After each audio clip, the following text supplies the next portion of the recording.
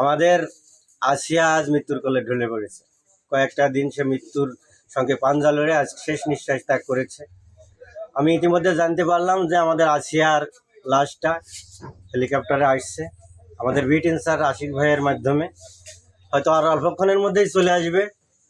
কিন্তু আমরা খুবই মর্মাহত, আজ যার কারণে আমাদের আসিয়া মৃত্যুর কোলে ঢলে পড়েছে, সেই খুনি হত্যাকারী ধর্ষককারীর জন্য উপযুক্ত বিচার হয়।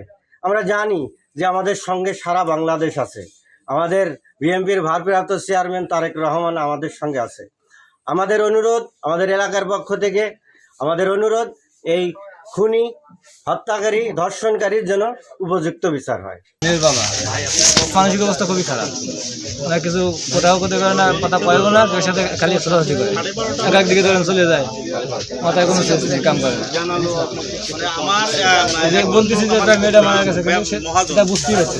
এখন আমরা চাই যে বিশ্বাস চাই ওর, যে ওর জন্য ওরকম যেন আর কারোর জন্য না ঘটে, আর কেউ জন্য করতে ভয় পায়। আমরা